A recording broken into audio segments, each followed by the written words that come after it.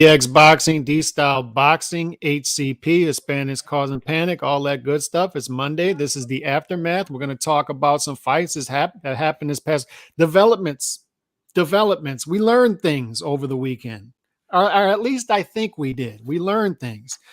And one thing I always talk about on this channel is the beautiful thing about it is we just sit back and deviate. We don't have to put up narratives and try to build it around that. We just deviate as time goes on and see where we are and see what pictures look like in certain divisions with certain fighters. And to me, this past weekend it seemed like a deviation weekend to where, a couple weeks ago, I would have thought some things that now I don't necessarily think. I was in attendance at New Orleans Arena. Beautiful night. The crowd came out for Prograis. But a couple weeks ago, D-Style, if you would have told me, let's rewind before Teofimo versus Josh Taylor. If you would have asked me back then, 2 weeks ago, who I thought would win between Prograis and Teofimo, I would have definitively told you I think Prograis wins that fight. Now you ask me that? I'm telling you, I would tell you Teofimo won because I'm just of the opinion now I'm not going to pick against Teofimo in big fights anymore. I'm just not. I got burnt twice. I think he's a big fighter. Now, the wild card in this is I think Prograis, that guy we saw on Saturday night, we're not going to see that guy in bigger fights, I don't think either. I think part of it was the opponent, part of him not being up for the opponent, part of it stylistically, part of it. And we'll get into the other stuff as well, because I think we're in a different point in Prograis' career now. There are points in guys' careers where you just start to say different things about them. I think we're there with Prograis now to where, it's in the back half of it, the back nine part of Prograis' career. So we'll talk about all that. But if you ask me now, after 2 weeks of seeing two performances, I would say Teofimo. But, you could talk me off the ledge on that too, is Teofimo had a performance against Sandor Martin to where I would say, whoa, who is this guy? What is this? 2 fights removed from fighting Kambosos, and all of a sudden, bigger fight, he performed. So we got to leave the door open for Prograis doing a similar thing, right? So just what were your overall thoughts on this stuff? I want to talk about the fight too, and we're going to, of course, get into Tim Tszyu because he was the story of the weekend. But Prograis Zorrilla, does it change your mind on anything? Well, before I get to Prograis Zorrilla, I just want to because we're going to move on, I'm going to totally forget. So I do want to say this. The arena, right? You were there, and I, full disclosure, I did text you, right? And then just so everyone knows. So you would say approximately 4,000 to 5,000 people were there? That's what it seemed like to me. So they scaled it at about 30%. The arena fills about, I think for a boxing event, you're looking at probably 18,000. Okay, so now definitely too big, right? The venue, and there could be some criticisms there, but just to put in perspective for you guys, the Garden Theater holds 5,500, right? So just think about that. So it's not too far off. I'll be interested to know what the gate is, but I'll be honest, that's not that bad for a boxing fight. No offense to Louisiana, but Louisiana isn't really known for box. You know what I mean? Like that, right? Here's what I would take away from this from the past weekend is it's a short notice fight, a short notice fighter who nobody knows this guy's name. No Puerto Ricans there, right, in Louisiana? Yeah, so it just, the B side wasn't going to bring anything. And I was sitting around some Australian guys who bought bought tickets for the Paro fight, and they still came down, and they were not happy with Zorrilla at all. They were saying our guy wouldn't have done this, our guy wouldn't have snuck it up. They would have brought it. Yeah. But the crowd was lively, and one thing I was surprised by was they showed up early. I was surprised by that. They showed up early, and that's you guys are punctual. You're punctual in Louisiana. But the thing is, the criticism of the American market is they don't show up for undercard fights. This crowd did. Okay. And on top of that, this is an event city. New Orleans is an event city. So if you put on an event, it doesn't. I've seen people fill up the arena for ice hockey back when we had a minor league ice hockey team. So if you have an event, people will show up no matter the sport. It's frustrating that they don't market boxing here at all because bigger name fighters here would do well. So comparing it to Tiafimo's crowd, yeah, around 5,000. I would say it's similar. The live gate would be different though, because two things they did correctly for this fight. They scaled it correctly, the arena. I just want to remind everybody that Ray Leonard and Duran fought in the Superdome. Yeah, right? historically, New Orleans is a big boxing city. But when football came up, this is a football town now. It just is. Yeah, but there's like what I'm taking away from this is the following. I'll be honest with you, 5,000 is around the amount of people that show up to a boxing fight in El Paso, Texas, right? Yeah. And so it's not that bad is the point I'm trying to make.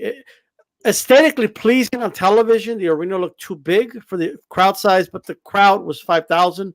That just isn't that bad. It's just something I want to put in perspective for people.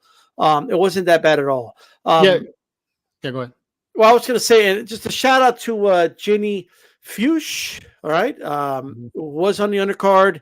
On television, it looked like a very, very sloppy fight. The opponent was, now credit to the opponent, she brought it, like she didn't come to lay down, but and she had to do what she had to do, but Michaela Mayer was calling the action on the zone, and she said Jenny needs to kind of make that proper adjustment from the amateur style to the pro style because she felt she could have spaced herself more. And then is that the feeling you got there in person? Yes. Did not use her spacing well at all. Kept falling in with punches. That was a frustrating thing to watch because you can tell from her workout that she's got supreme talent. She just kept falling in, could have made it easier for herself, and I felt could have got this opponent out of there because she had a huge range and size advantage and just did not use it at all. So I thought it was a sloppy performance, and that was sort of the my takeaway from Prograis and Fuchs' sloppy performances. Okay. They did what they had to do, but sloppy performances. Yeah, but necessary fights, right? The type of fight you need to kind of make that transition. I want to get to your question about the pro. Look, first of all, when I score fights, I don't score or I try not to. I'm human, right? But I try not to score what I find entertaining or what I want to personally see. I score per the 10-point must system, right? And I have to be honest, if I go by the 10-point must system, I scored it 6 rounds apiece for Zorrilla and Prograis. The knockdown is a difference. It would have been a draw on my scorecard if they actually counted the knockdown in the first. Which was a knockdown. It was. Definitely. But now credit to Prograis, he got up and this goes out to fighters out there. If you get dropped and you're not hurt, try to get up immediately because sometimes the refs do miss it. Yeah. You know what I mean? Sometimes because everything's happening so fast. And you get up and in this case, he got tangled up. And like, you know what I mean? Prograis in this situation did the right thing by getting up right away. All right. So because sometimes in that split second, the ref could miss the knockdown. Just FYI. I think it's important for fighters to kind of know that. And maybe that's where the veteran side of Prograis came out. With all that said, I still feel fighters that come out and fight the way Zorrilla did are bad for boxing. And I just got to be honest. Okay. Here you have a city that you could get 5,000 people in attendance excited about the sport. And then we have a sport that unfortunately has a scoring system that rewards guys that quite frankly, just run around a damn ring, right? Now people don't like hearing that. Don't say running. It's not. He's not engaging. He's not really getting in there in the nitty gritty and slugging it. I'm not saying you got to slug it out. I'm not saying rock 'em, sock 'em. But let's be honest. People that are paying customers that have so many options, so many other sports they could watch, don't want to sit there and watch someone who's avoiding engagement playing a game of tag. It's not what people want to see, right? And you could get on your high horse, but people call it running when it's convenient. People call it running when it's a fight. If they're trying to score for their fighter and the other dude's running. To me, you can call it whatever you want. It's a negative. It's negative for a reason. People don't want to see it. We've all of us, I don't care who you are, you know I'm telling the truth. We have all sat in the living room with friends and family watching a boring ass fight, and it feels embarrassing as a fan of boxing when people start talking about what they're going to do tomorrow, about the cookout tomorrow. They're talking about tomorrow's game on Sunday. They're not even paying attention to the fight anymore. They zone out from the fight because one dude or maybe both of them aren't fucking fighting. Nobody wants to see it. All right. So that's why I don't feel bad for Zorrilla. I just don't. I think it would be better for the sport of boxing if we gave it to the guys engaging and trying to make the fight. That would be better for the sport. If fighters understood, I need to go in there and I need to engage, not trade, not let yourself get hit. That's not what it means, right? Engage. Like Whitaker, amazing defensive fighter, engaged. He stood in the pocket. Even Mayweather, engaged. He stood in the pocket. Nobody wants to see a dude running around.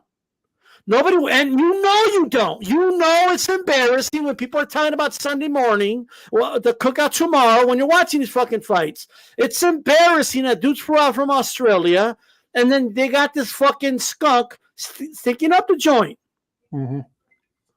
Nobody wants to see that. Oh, yes, is a skunk effective in the wild? Yes, but it smells, and no one wants to smell it, all right? Because you make us smell it. Like we just like, goddamn, we need an engagement rule in boxing, Calix. We just do, right? Now I get it. It doesn't mean Prograis couldn't have done better. It doesn't mean Prograis, and it's hard to criticize him because he's criticizing himself. We had dudes on Twitter. Oh yeah, let's see if anybody gets on him like they got on, on Teofimo after the Martin fight. Well, the difference is Teofimo is this, he's getting mad at Bradley for calling out a knockdown, and Prograis is saying, yeah, that should have been a knockdown. That's the difference between both guys, right?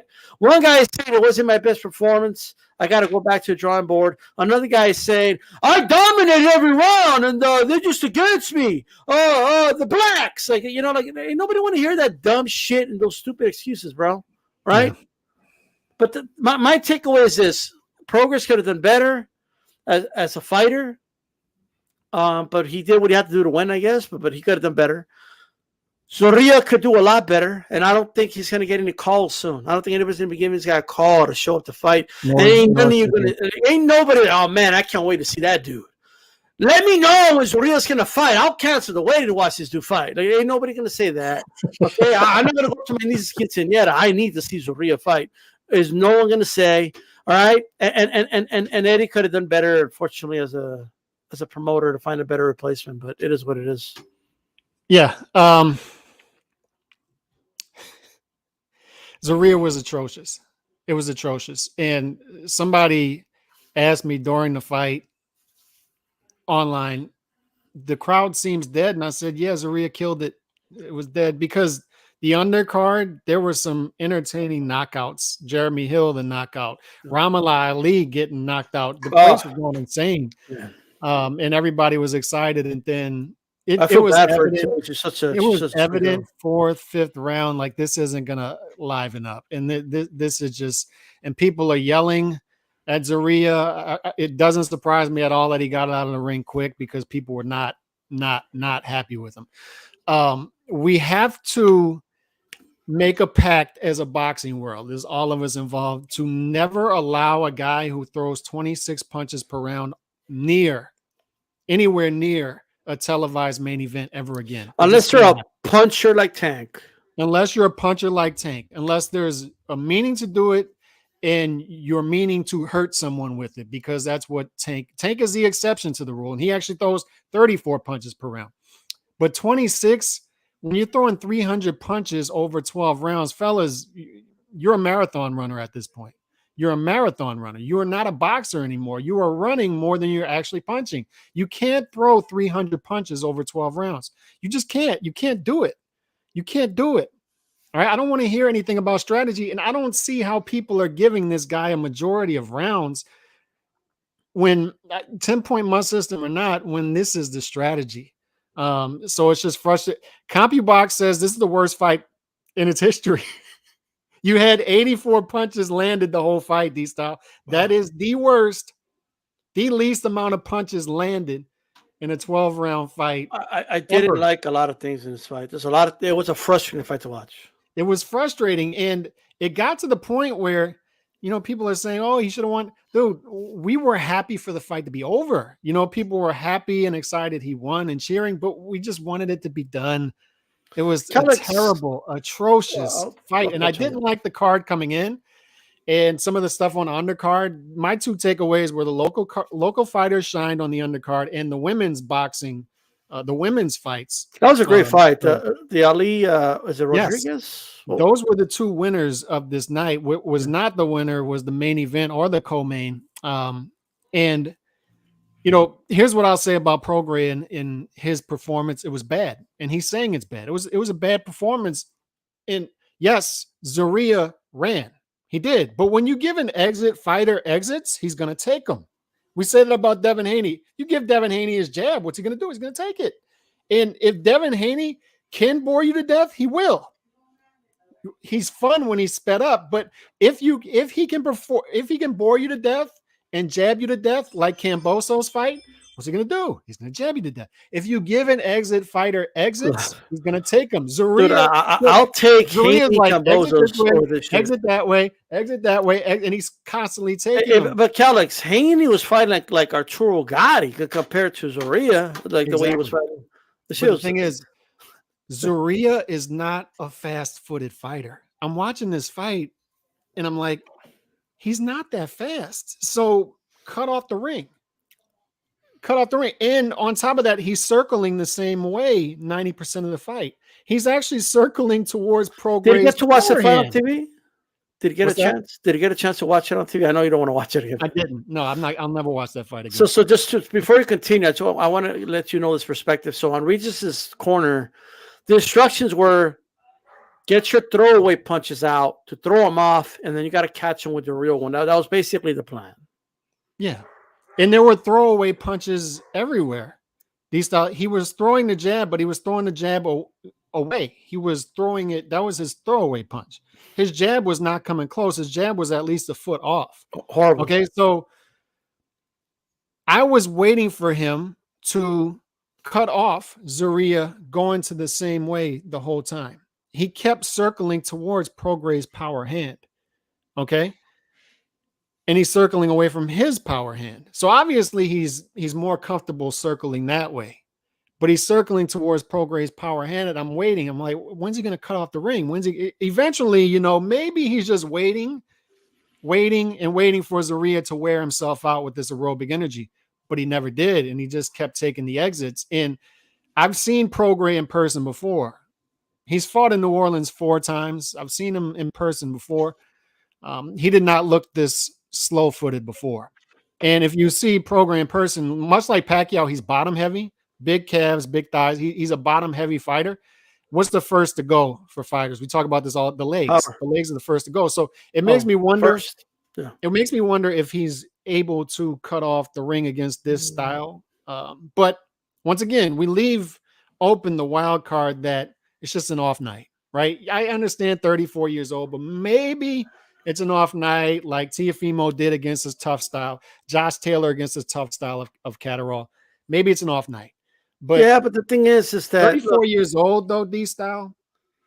34 years old. Not that old, bro. It's not, but here's one thing I don't want to hear is activity being used as an excuse. First of all, if you're inactive, that's your fault. But the second of all, he's not that inactive compared to his peers. He fought twice last year. And this is only a 7-month layoff. It's not like this was a 13-month layoff. And but the thing is, he looked really good against Cepeda. Mm-hmm. It hasn't been this, like, usually when something happens, like, when a fighter is starting to grow old, you start seeing signs of it. You know what I mean? Like with Canelo, we saw signs, even when he was beating the Billy Joes and the Plants, we saw some slippage, but he's still such a much better fighter than them that he pulled it off, right? Like with relative dominance. But I didn't see nobody was talking about that when he fought Zepeda. And Yeah. 34 isn't old enough for there to be a cliff, like this sudden drop off. Like there just isn't. What I believe it wasn't even the style so much as the game plan. There was 3 people giving him instructions in the corner. 3. Like one dude would give him instructions, then another guy would repeat some, then somebody else would say some. They were overloading him, and a fighter can't go in there and like, okay, I'm gonna throw away, go. Like you can't be doing that because then you're thinking too much. Your opponent sees you thinking. That's hard to believe though, because we all saw it. I was sitting right. Shout out Shock Foster. He's from Houston too, and he's yelling at Regis, legs. Use your legs, set up your punches, use your legs, and he's not doing it. And it just seems So Ria could punch too, by the way. I just wanted to so that may have been a deterrence, more so than the movement. So here's what was playing out is Zaria obviously came in with the game plan that, okay, we're just going to be counter punches here. We're going to force him to come in and then we'll counter. And he actually got a knockdown that way in the first round that was not counted.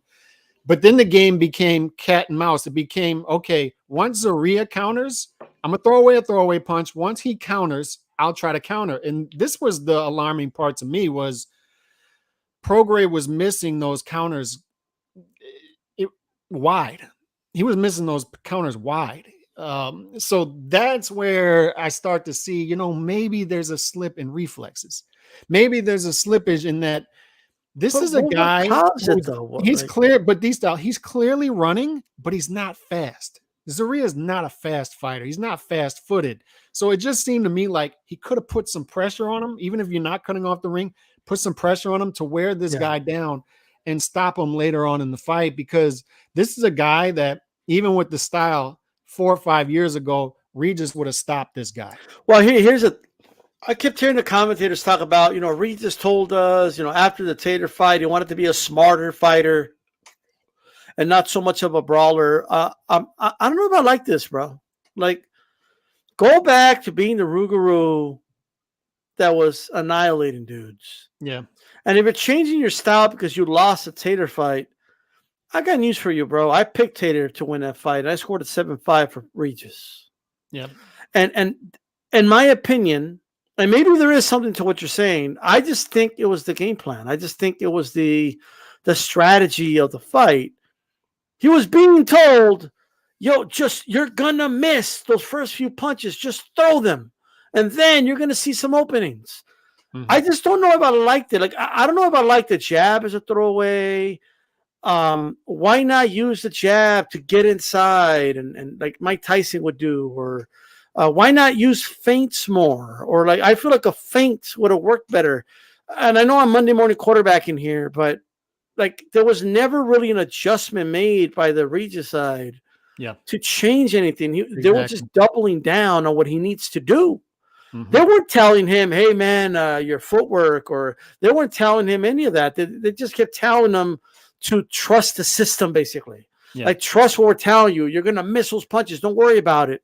But it's easy to say that when you're not the one throwing them. And the one thing I will say about Zaria, he's not as fast as some of these other guys, but he punches a lot harder than a Devin Haney. He hits. He hits. And I think maybe that early knockdown, maybe Regis felt the power, and it was making him think a little longer than he had to, right? Zaria's counters were fast, and they were. And Regis wasn't as willing to trade with him. I don't know if that's because he's trying to fight smarter now, or if it's not worth it to trade with this guy. He just looked flat altogether. I think everything was flat. And he said after the fight, these hometown fights, this was in the heart of the city compared to one thing I'll give Matchroom, man, is they compared to the other outfits that Regis worked with in the past. This was a much more proper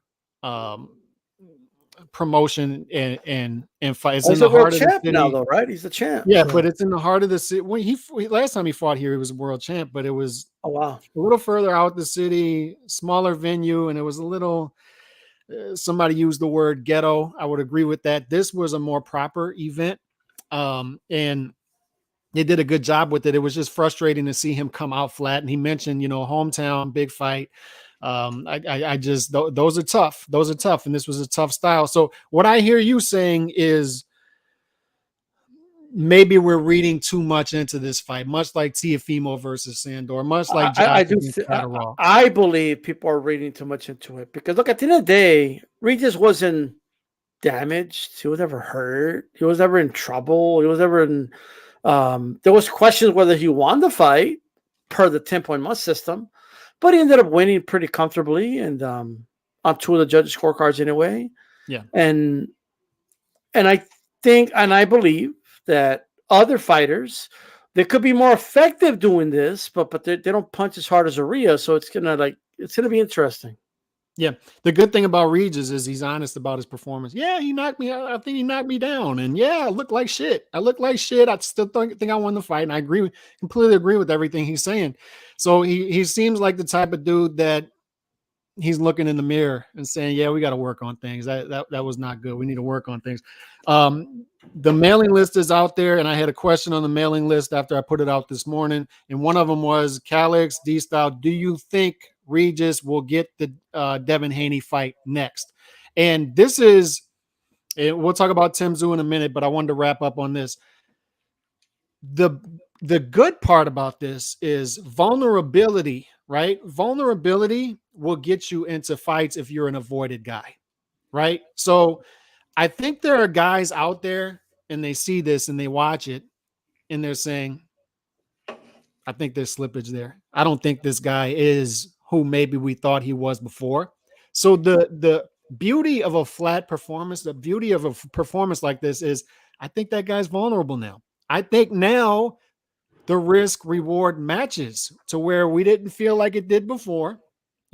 Looks like a decent crowd in his hometown. Maybe there's some reward there. Maybe there's not as much risk. Maybe it meets now. Bill Haney and Regis Prograis are talking after the fight. They got Devin Haney on the FaceTime. The wild card to me here is, will Devin Haney move up to 140? Because if he feels like he can make 135 again, the bigger fights are still there, right? Lomachenko rematch, possible Tank Shakur, who knows? I think Lomachenko rematch would be a fight they may revisit at 135. But if he can't make 135 anymore, and only though they know this, if he can't make 135 anymore, the Regis Prograis fight now becomes a realistic option, I think, because Regis now they're looking at this and saying, hey, maybe we can step up and pluck off that belt. Tiafimo's retired. I'm going to tell you right now, I'm going to be honest with you. I would still pick Prograis to beat Haney. And I'll tell you why.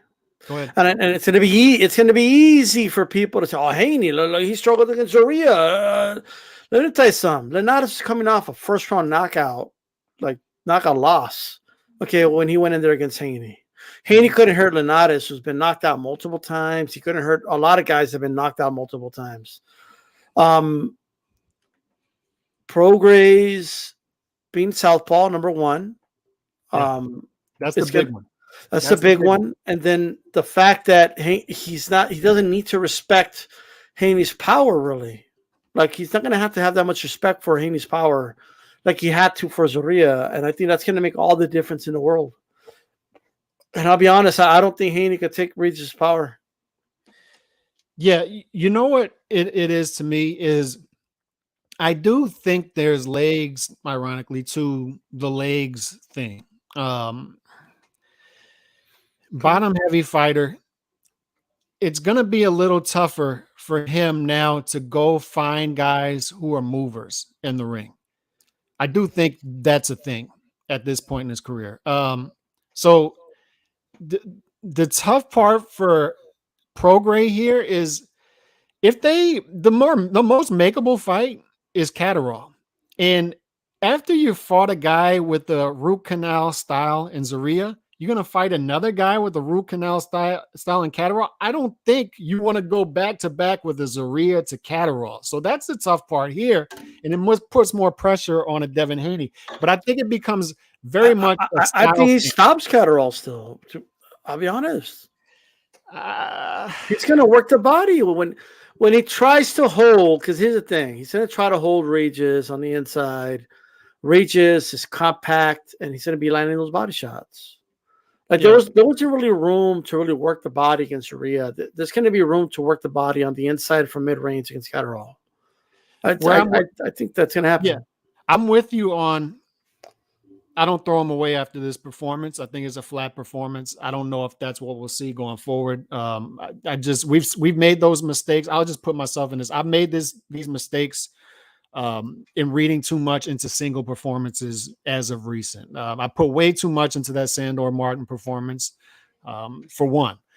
So, but if I look at stylistically the fights that they would want versus the ones they don't want, I don't think you want a Catterall type of fight, because even if you look good in that fight, even if you win that fight, you're not going to look good. But maybe that's what they want. Maybe they want to look vulnerable. Maybe that's part of this. Who knows? Devin Haney, I agree with you. The southpaw thing, Devin Haney has trouble landing the jab against southpaws. He showed that against Lomachenko. He even showed that against Jojo Diaz. Lomachenko completely took the jab away. He had trouble landing against Jojo Diaz. I think he'll have trouble landing that jab against Prograis. Now, he'll have success moving. He will. I think he'll have success. It's a close fight, but I would favor also slightly, and I like Haney, slightly Prograis. But Catterall, Josh Taylor, I still think those are tough fights for Prograis. I think Taylor Prograis will always be an exciting fight. Yeah, and I'd lean Josh Taylor right now. Teofimo is retired, so it doesn't make sense talking about it, but I'd favor obviously Teofimo against Prograis. I honestly pick Prograis against just about every name you mentioned except Teofimo. Yeah. So you could still argue this is now a division in flux. You got guys moving in who don't have the accolades, but they have the talent. You have guys who have been around for a while, and they seem to be dissenting a little bit. Josh Taylor, Regis Prograis, they're still at the top because they're the names who have been there. Jose Ramirez, but it seems like that dissent. And here's what I'll say. The most favorable matchup for Regis Prograis in the division would be the winner out of Jose Ramirez and Barboza for the vacant title fight, because the unification fight for one, but I think stylistically it's the best for him because he wouldn't have to go looking for those guys. Yeah, all good fights, but it's very much a division in flux. Matias would be fun too, because once again, neither guy would have. I still like the Paro fight, by the way. People don't understand that would have been a hell of a fight. Yeah, it would have. That would have been a much more easy fight on the eyes for sure. Yeah. Tim Tszyu, that was the story of the weekend. Tim Tszyu just comes in and obliterates Ocampo. Oh my God. I'm watching this fight, and I don't think Tim Tszyu came in with the game plan of I'm just going to destroy this guy. I don't think that was the game plan. I think what happened, and I watched this fight, it's an easy fight to rewatch because it lasted 77 seconds, but he catches him with a big right hand about 15 seconds into the fight. And once he saw Ocampo's reaction to that right hand. I still can't believe Ocampo didn't see it coming, though, to be honest. It was like a bow and arrow. Like it's going to come right. Bah! Like, it just like, I don't know, man. It's crazy. Tszyu is sharp, and Tszyu is gaining momentum, gaining ground. The best thing to happen to him in hindsight was, I think, Charlo getting injured, because now he's got momentum, right? He's got momentum. He has 2 fights on his side. Charlo's been sitting on the side with the injury. Tszyu's getting better. He's getting better, and he's sharp, and he's active, and he's clearly a fighter. We see that with him now. This is, yes, he's technical, but a lot of times when you see these father-son hand-downs, right, is you wonder, does this guy have the silver spoon in his mouth? You know, does he have what it takes? Was this just passed on to him and he doesn't really want it? Anyone who thinks that doesn't know shit about Tim. This dude is a fighter. He's a fighter. And you see it, like you watch him Saturday night, and like you have flashes of his dad in there, like the right hand, and you're watching this and like, this dude is a killer. Ocampo said never play with matches in Spanish when he got back up. That's what he told the ref. No juegues con cerrillos. Like, he just fucking fell down. He's got technical ability. He's obviously got schooling, but one thing we know now is this dude's a fighter. And what I mean by that is he wants the fights. He wants to come to America. He wants undisputed. He wants the real straps. He's not waiting around for a payday. He's going after it. He's going after it. And he's making sure there are no outs, is what I love. It's Jermell Charlo. The beauty of this is track record is on both of their sides. I'm a Mel Charlo fan. Mel Charlo has a track record of fighting the fights because he has all the belts. But now you start to waver a little bit. Does he want to fight? Does he not want to fight? And what Tim Tszyu my is default doing position is that he does until he shows me that he doesn't. Yeah, but exactly. But what Tim Tszyu is doing that I love is he's not leaving that up in the air. What he's going to do is say, no, I'm going to fight this guy. I'm going to mow him down. I'm going to fight that guy. I'm going to mow him down. And I'm going to continue to put the pressure on that side. I'm going to leave no outs here. Either you fight me or you have to give up these belts, and the world is going to know why you have to give up these belts. And it's because you clearly don't want to come to the table. He's not leaving any doubts. This is what a fighter does. Look, I already agreed to all the terms. The terms are on your terms. I'm coming over there. I want to come over there. I want to do this fight in October. He's telling you. He's giving you all the receipts. I want to fight you. I want to fight you here. I want to fight you then. Let's fight. Yeah, and he's knocking guys out. And the fight becomes more intriguing as he continues to fight. 100%, Alex. Look, here's the thing, and people need to understand this right now. I want to make sure people understand, okay? First of all, I want to address a couple of fan bases, right? I need to address the Spence fan base, okay? Spence, well, what does Spence have to do with this? Like, y'all know you were ready for round 1 to end, right? You were ready. You were ready for Ocampo to land something, for a moment, for a tough round, for an exchange, anything. They were licking their chops, just waiting to tweet.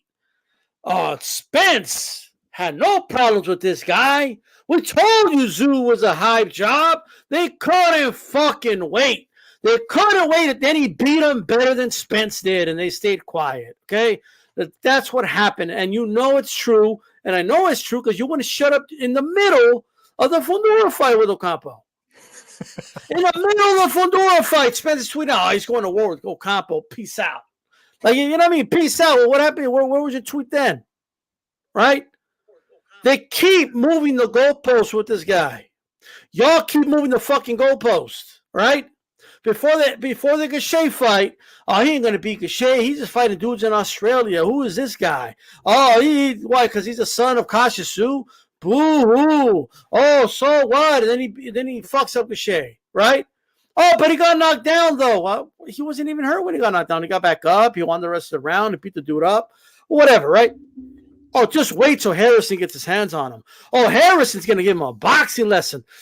You had Spence, you had J-Rod, you had all tweeting out, oh, Harrison's going to win this fight easy. It's not even an upset. Bet the house on it. Da, da, da. He goes in there, he annihilates, he destroys, dominates. Jermell's best win.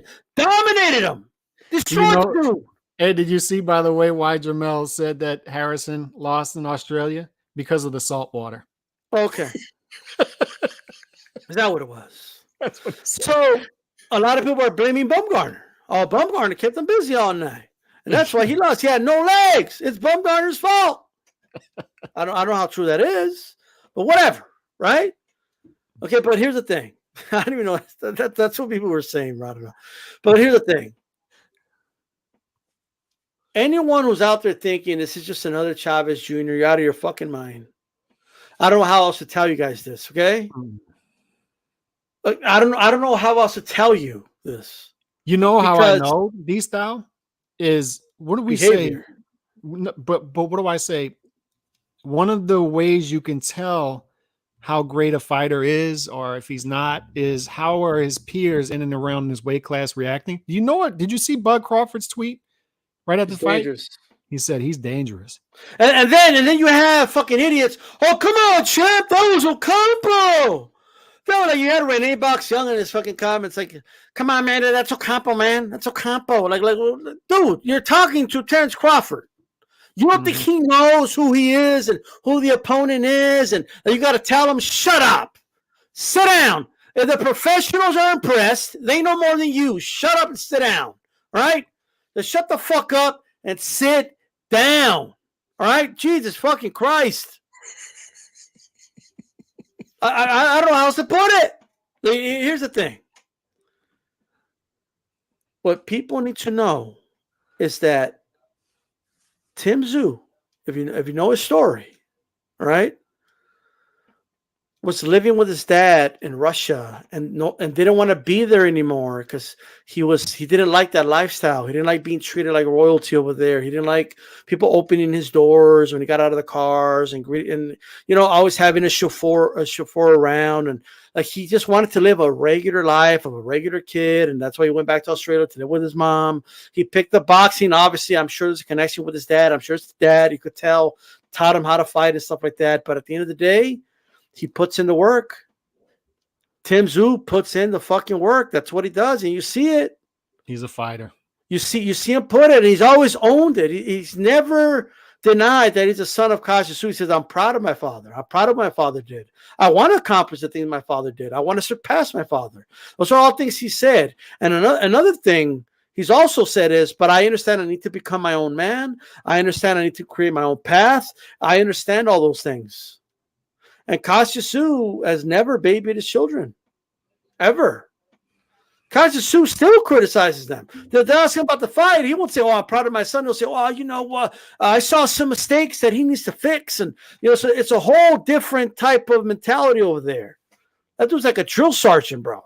Right? That's the dad they got. Mm-hmm. There was no silver spoon like people think there was. And I don't know how many guys it's going to take for him to beat, but you guys keep moving the fucking goalpost. Is what you keep doing. This fight was this was a stay busy fight. That's all this was. He goes in there, ethers Ocampo, ethered him. Just goes in there, and dude, what did I say last week? Ocampo's tough. You can't take him out with headshots. What does he do? Takes him out with 2 headshots. He decapitated the dude, bro. Yeah. I think they have to screw his head back on. That was scary to watch. I thought it was going to take some softening up. Yeah, I thought it's going to systematically break him down, and I already saw it coming. Like, oh, Spence did it in 1 round. Oh, you have to struggle. Like, you know what I mean? Whatever it is. But now there's still people saying it's a hype job. You still have individuals saying, "Oh, I can't wait till Jermell ends this hype job." First of all, 2 wrong things about that. Wrong thing number 1, you're objectively wrong, right? Mm-hmm. Hype jobs don't destroy Ocampo like that. Hype jobs don't destroy Harrison like that. Hype jobs don't beat Terrell Gausha. That's not what hype jobs do. Hype jobs get exposed by guys like Gausha, and Harrison eats them alive. Danny Garcia wouldn't get in the fucking ring with Harrison. Yeah. All right. And Ocampo,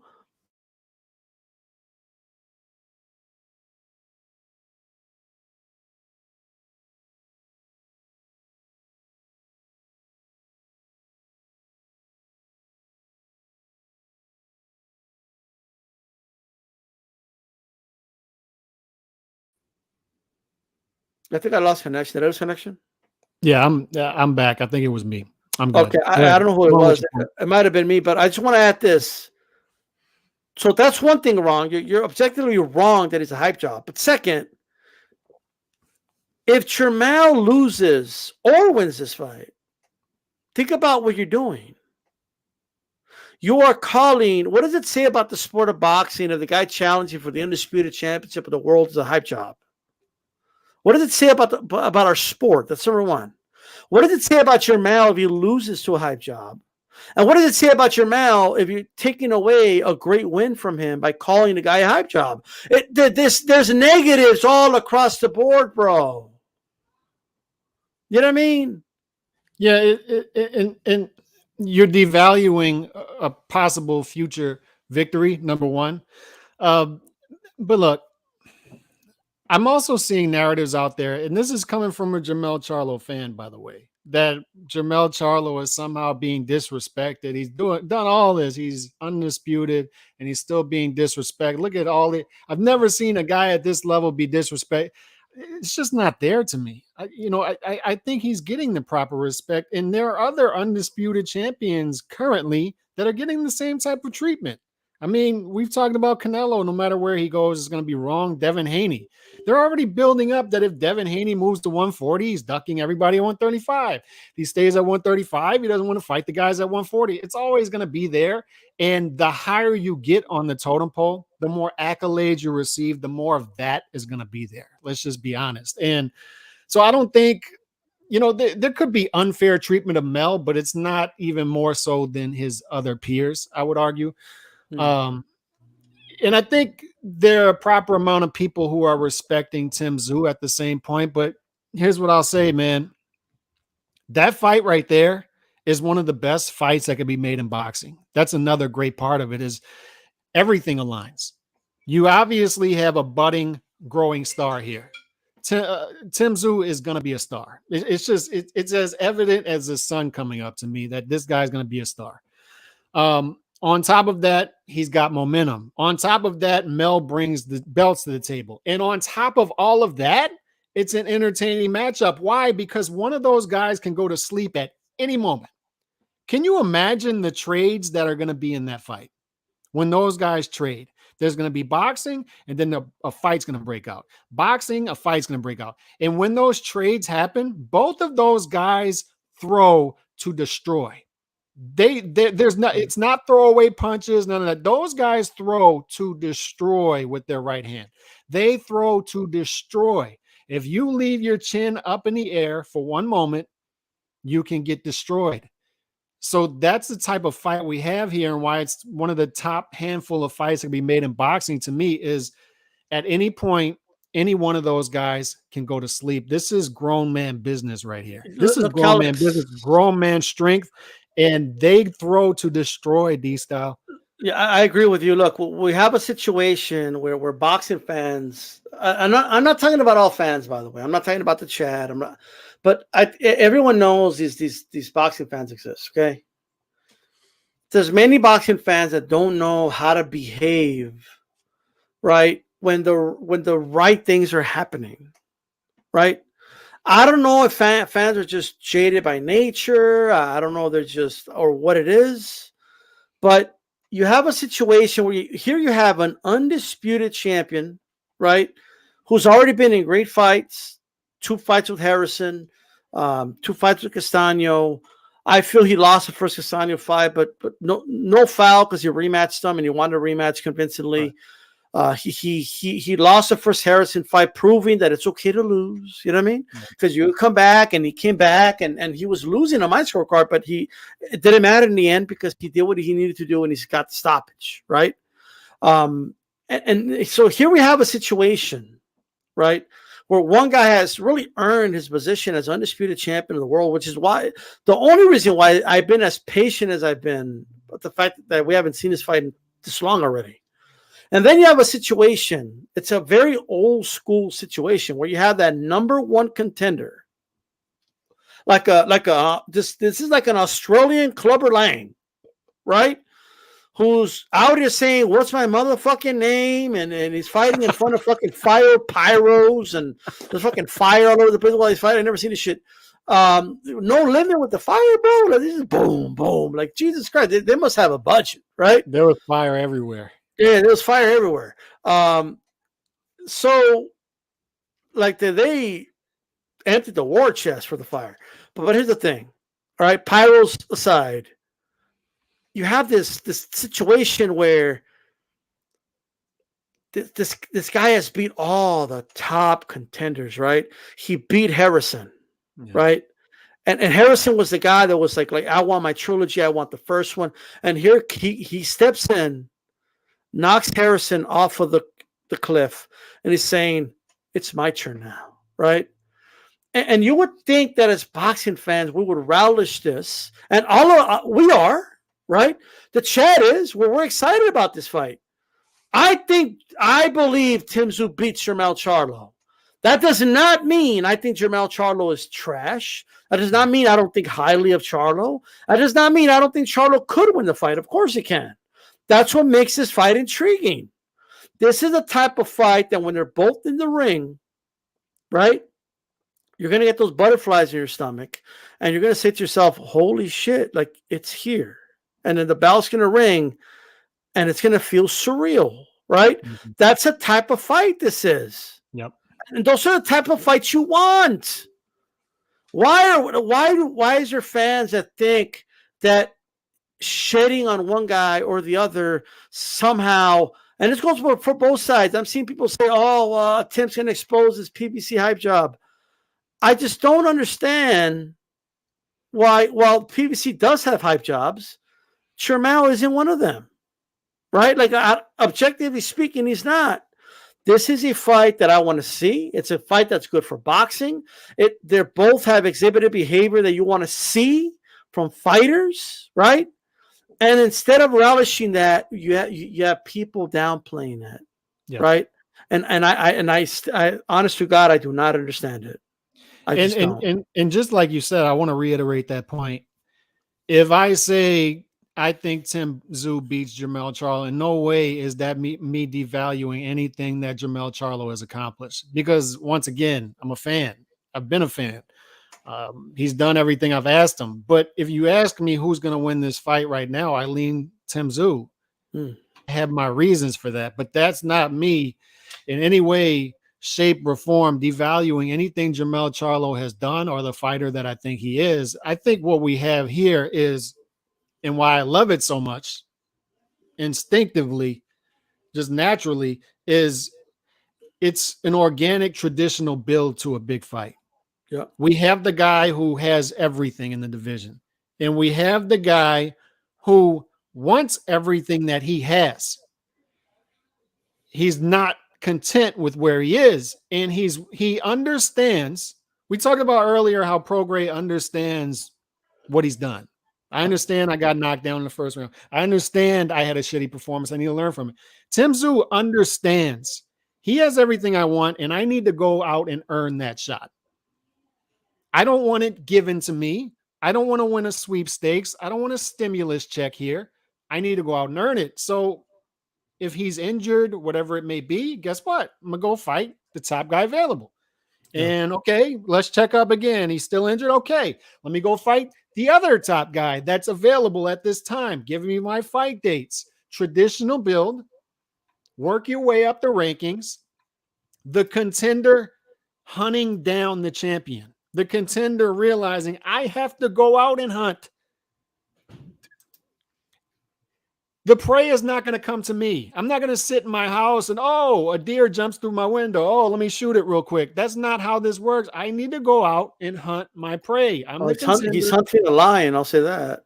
Yes, I'm the contender. I need to go out and hunt. I need to behave like a contender. So we have a contender behaving like a contender. I find that so endearing as a boxing fan, that a guy realizes I got to go out and earn it. He's got what I want. I may be the bigger name, but guess what? He's got everything I want. I got to go out and do it. I'll go to his home country and do it. And it's a traditional build. It's, if you're a Mel fan, strictly a Mel fan, now you're a little worried. You're concerned. Oh, this guy's on the hunt now. He looks like a lion too. I need to be concerned now. This is how you build a fight. That's how you build a fight. The traditional organic way. And that's why I instinctively love this fight, because everything's on the line. It's going to be high stakes. And I keep saying this, man, that's going to be a beautiful fight. Because and you made a point earlier about how it's been better for Tim that the fact that the injury happened, because now he has the experience of a fight with Harrison. He's staying busy. His confidence is through the roof now. He understands himself more than ever. He probably went back to the drawing board after the Harrison fight and said, maybe little things. I got to fix this and that, worked on it, whatever it is. But not only that, it for most people, they're seeing like, okay, Tim's a real threat here. Even if they're still picking Jermell, like they know this is not just some like son of a legend. It's not just some Chavez Jr. that Jermell's gonna get a payday against. Like, no, like this is.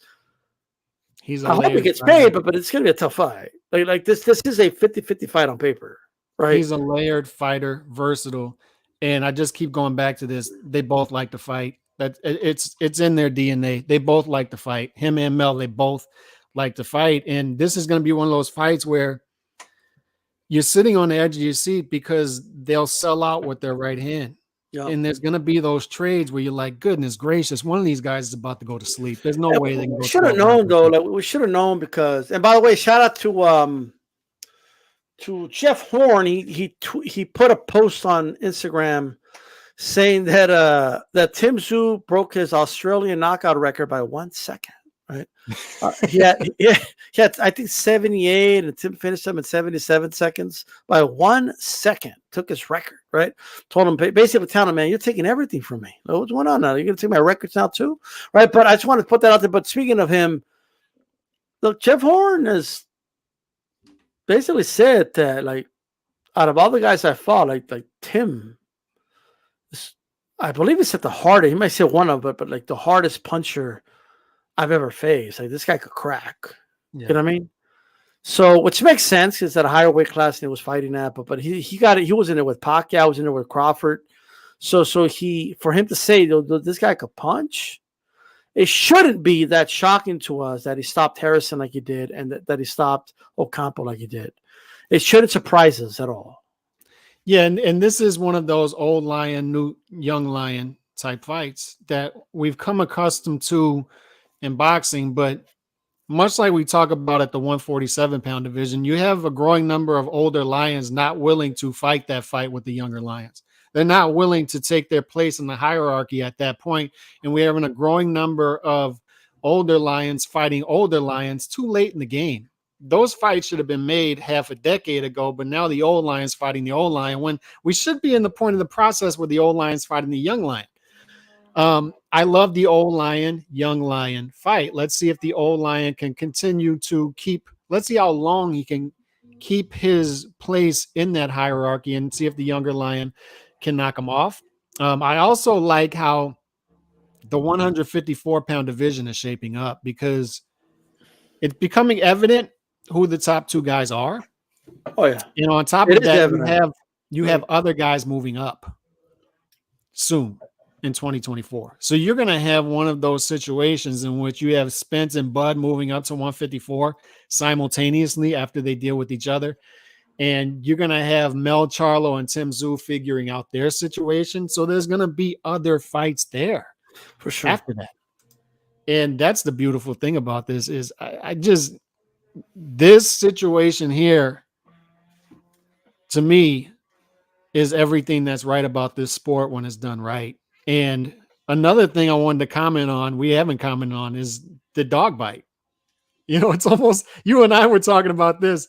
It's one of those situations where a Spider-Man situation, right? Where he gets bit by a pit bull and then he becomes a pit bull in the ring. Yeah, that's what he said. You know, I actually feel like I'm a pit bull now. Here's a cut. First of all, if somebody showed me this 3 weeks before the fight, no way do I think he's going to fight. Yeah. Right? No way. There's just no way. Because when the report first came out, how are you training with that? Look, when the report first came out, it sounded brutal. It sounded like this from what I read, right? And then Tim downplayed it, like, I'm fine. It was just a little bite. I'm good. I don't know why people thought I was cancel. What? No, I'm good. Like, we're still going to do the fight. No way am I going to cancel. I just felt like, okay, maybe people made more of it than what it was, but no, like the initial reports were correct, right? I guess he just wanted to calm people down about it, but this is bad, bro. Yeah. And right now, like after that bite, like he turned into a dog. Like, you know what I mean? Like he embodies the pit bull now. You know what I mean? Like what he did. Because he went in there and fought like a pit bull. He just went in there just like annihilated the dude, bro. I mean, I don't even know. Like Ocampo, if no one ever seen Ocampo fight before, right? And that's all you ever saw, like you would think, like, why are they throwing this poor guy in there with this Tim Tszyu guy? Like, who is this guy? Like, you wouldn't even believe he has a winning record. Like, that's how it made him look. Yeah. So it was a bad cut. How does he train? I don't know. But it once again goes back to what we were saying. He's a fighter because a fighter fights through that, right? That's old school traditional stuff right there.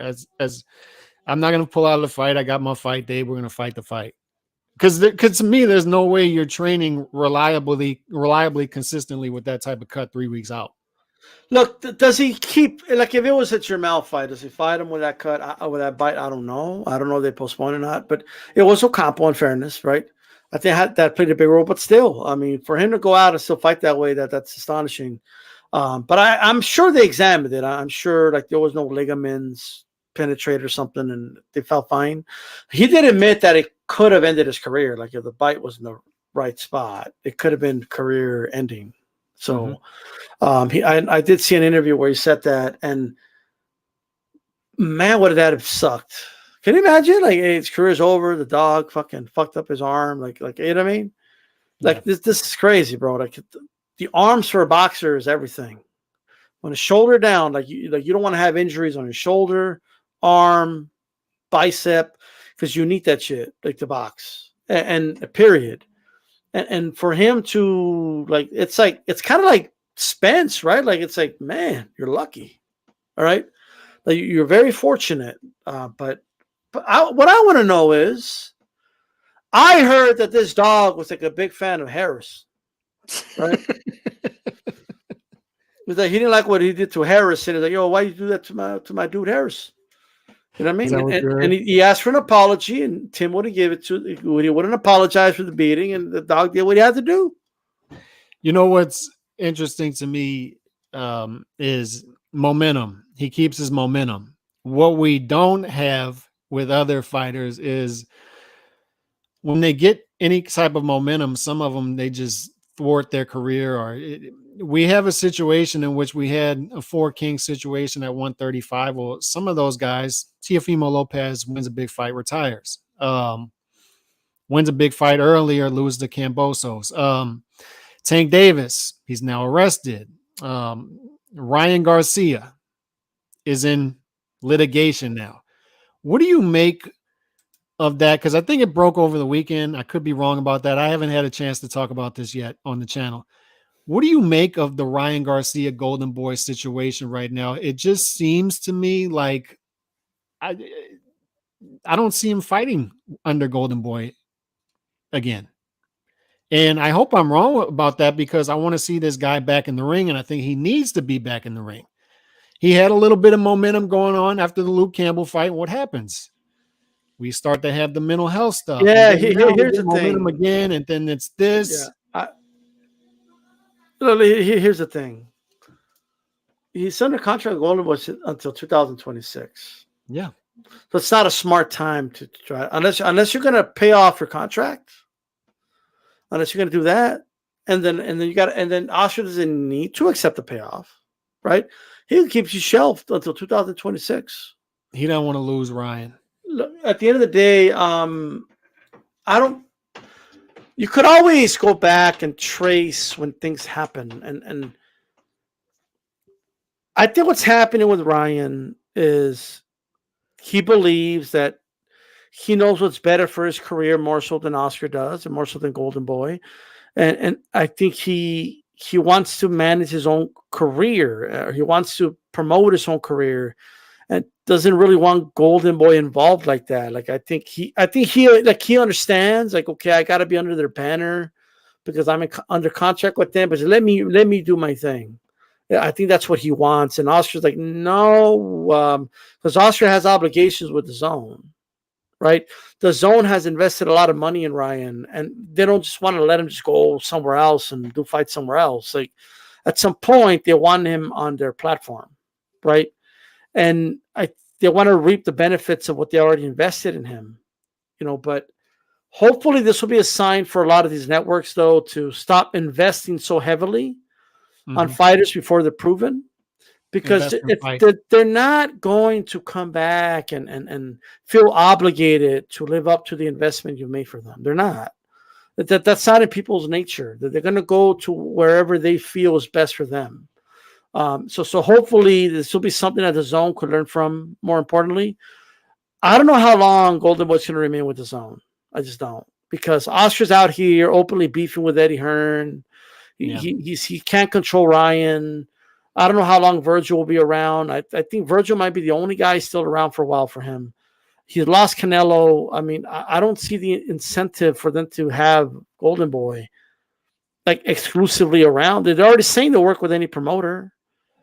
So I don't know. I got to question the future of Golden Boy. I think Oscar feels that, and I think that's why he's being so stern right now with this lawsuit. Quite frankly, So there's a clear thing going on now between Golden Boy and a few of their big fighters. We had Mike Montero on here last Monday, and what he say? There's Munguia's team is not doing him any favors, and I asked who, and he's like, it's not a macro thing, it's not a Golden Boy thing, it's those closest to him. So there's a clear fracture in the Munguia camp. There's also, as we know now, a because Oscar said it publicly, Ryan said it publicly. There's a fracture in the Ryan Garcia camp. It's those who are closest to Ryan, Golden Boy over here. And we seem to have had a similar situation with Canelo, right? It's his internal team, and then there's Golden Boy over here.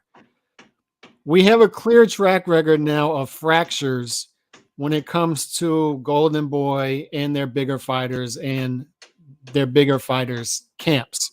And I can't really pinpoint, since I'm not there, obviously, why that's going on. Why is it? It starts from the top, bro. Like, Oscar is not a businessman like that. It used to be Schaefer that ran shit. He lost the matchmaker already. It's a fractured company. Yeah. Like, it's just like they're not making any moves really. Like everything they have is what they already had. You know what I mean? And the one thing Golden Boy used to have that was big for them is that they used to have Canelo under their banner, which allowed wherever Canelo went, Golden Boy would go with them. You know what I mean? And that was big for them. And for those that don't know, it subsidized a lot of their other fighters. Yes. So for those that don't know, what happened when HBO fell, right? HBO merged with AT&T. New CEO AT&T was like, I don't see any value in this boxing thing. I don't even know why we're spending all this money on this shit. It don't even get the ratings to justify what we spend. Let's get rid of it, right? So boxing was out, right? It wasn't because they were promoting Eastern European fighters and all dumb shit people say. That has nothing to do with it. When the zone started up, right? They're already around, but then Canelo signed a deal with them through Golden Boy. Oscar De La Hoya made promises to the zone without consulting Canelo. One of them was that we will do this Golovkin fight. And Canelo was not interested in the Golovkin fight. Canelo wanted to move on at 168 and unify 168. That's what he wanted to do. Oscar had other plans, right? And at the end of the day, you should do what your fighter wants, or at least consult with him, right? Yeah.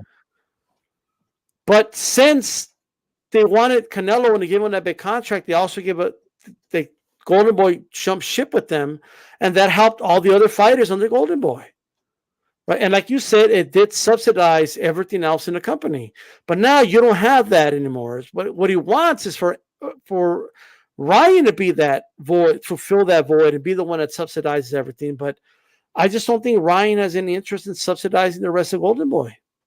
Yeah. So that's what it is. Yeah, and to Nando's point, I guess you can say this about every promoter. Every promoter has issues with certain fighters, their own team, micro, macro fractures. So I'm sure it's there in a lot of ways.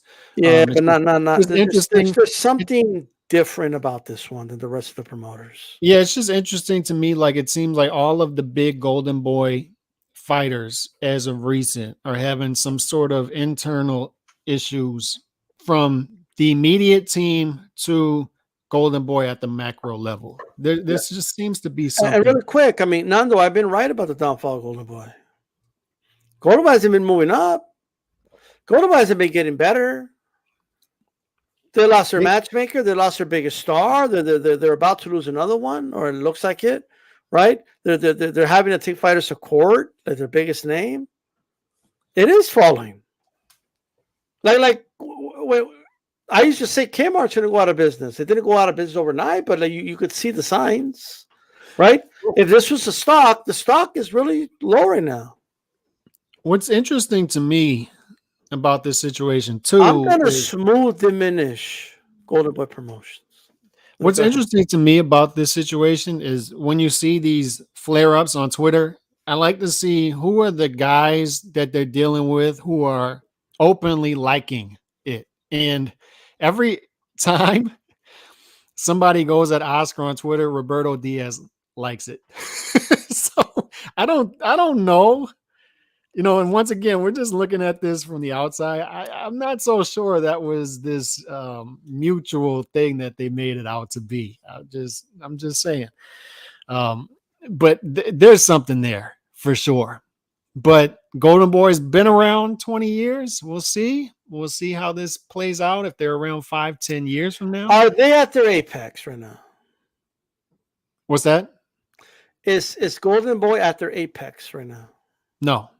Not No. even close, right? So No. were they bigger when they had Canelo or before Canelo? When they had Canelo. So, like, all I'm saying is, I am seeing, like, it's not a cliff, right? But it's a revere. They're slowly dropping. Like the stock is like it's not a nosedive, but it's I want to. it's gliding downwards. They do not want to lose Ryan because whatever people think about Ryan, that's a big name. And yeah, he does have a way of getting the big Mexican American fighters on to sign with him.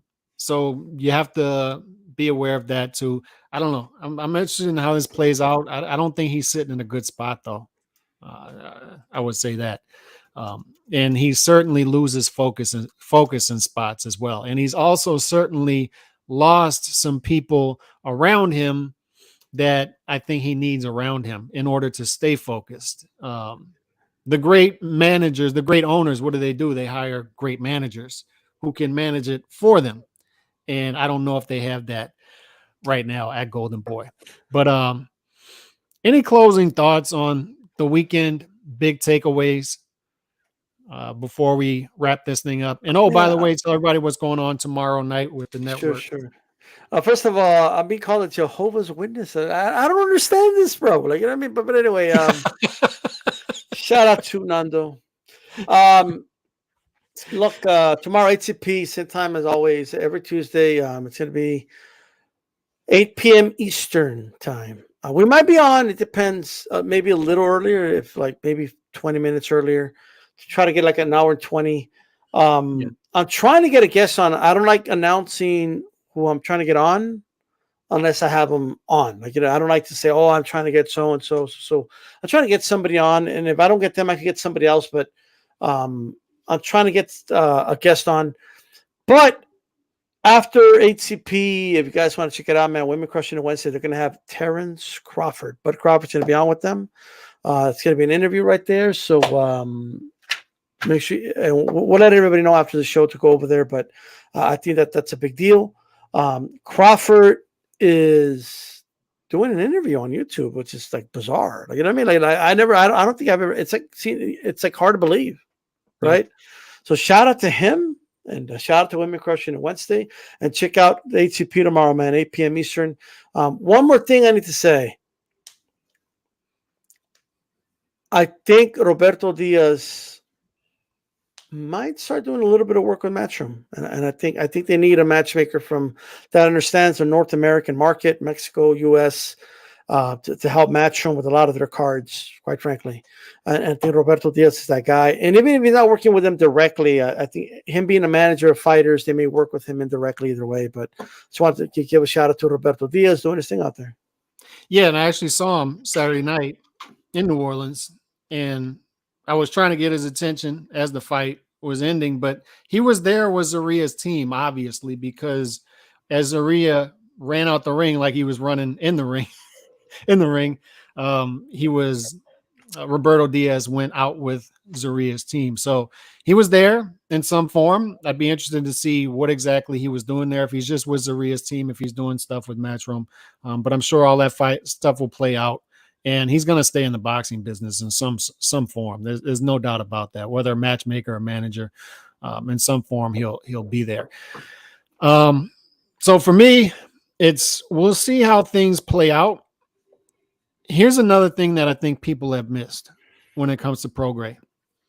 And I was glad somebody finally asked it and revealed it, because I knew it from talking to people around here. Is one of the reasons he signed with Matchroom, he was guaranteed dates. He was assured, he was given assurances that he has to have 3 fights within 14 months. So by August 2024, he'll be through the Matchroom deal. He'll have his three fights. He's got 3 dates already. He's got the dates in which he will fight the three fights within those dates. So you'll likely see him later this year and then summer next year, perhaps. So that's part of it. That's part of the deal, is they're going to keep him active. He's going to stay busy. So that's good to hear that he does have 3 fights before August 2024, and he'll stay active. And we'll see if this fight is a one-off or if this is the new norm, if this is the new Prograis that we'll have going forward. I need to add one more point about all that, just really quick. Look, Prograis, besides this fight, it just wasn't really his fault. It's actually a very exciting fighter to watch. Yeah. Right. So Prograis is that guy that if you put him in the right fights, right, like he's going to be in exciting fights. And so even if he is maybe losing a step, right, yeah. and if he needs to resort back to the old Regis that was more aggressive and a slugger, ironically, that might blow him up more. That he might become more noticeable to your casual viewer than right now. But I've always liked the deal. I did not have a problem. I wouldn't have had an issue either if you went with Top Rank, by the way. But I don't have a problem with this either, because this should have been Paro, and we should have been coming off win, lose, or draw, talking about what great of a fight that was, because that was going to be a great fight. Yeah. That was the first fight of the plan, right? It wasn't supposed to be Zorrilla, right? So it's kind of hard to condemn Regis or for making his decision based off of this fight, because this was a last-minute replacement. But the knock with Regis always was, why are you with a promoter that doesn't have a network? Why are you with a promoter that doesn't have the money engine behind them? Well, now he is. He has a network, the app, the Zone. He has the money engine behind him, and it was evident. It was evident being there, the difference between this one and the last New Orleans fight. And I'll tell you what, we're not going to grow boxing in areas where boxing is not popular, right? If we never put fights there. You need to start somewhere. You need to start from the grassroots, right? Now, fighters like Zorrilla don't help, right? Because then nobody wants to go back, right? But this is how you do it, and not by putting an Australian in the Oklahoma version of Foxwoods, right? Like that's not how you grow it, okay? But I just wanted to make this point really quick. There's been a lot said that like I don't know, the Zone, they're going to lose money with Regis. I don't know where people get this information from. The Zone is a boxing subscription, and they need to provide weekly boxing coverage to us and fights. And signing a guy like Regis gives them some dates to give us fights, right? That's all it is at the end of the day, all right? They're making money through the app. It's actually Matchroom that either loses or makes money through the gates because they're the promoter. However, Matchroom does so many events a year that they're going to lose here, they're going to win there, but overall, at the end of the year, Matchroom is making up to $20 million profit every year. They're a profitable organization, right? So I think Eddie knows what he's doing. I just wanted to put that out there. Yeah, and another thing with Eddie is he does want big American fights. So look for him to go after more American fighters. Whether he has success in that, we'll see. But that's another reason for me to believe that Prograis versus Haney is a realistic wild card to happen, because he may overpay for that fight. He may overpay for that fight because he wants an American fight against two top guys in and around the division. So just look out for that. If it looks like Devin Haney can't make don't count out Teofimo against Prograis. Don't count that one out. Yeah, don't do it. They might offer Teofimo some money, and Top Rank might say, "Go ahead, we'll get 10%." You never know. Yeah. All right, we out. See y'all tomorrow over on D Styles channel. Peace. Happy Monday. God bless.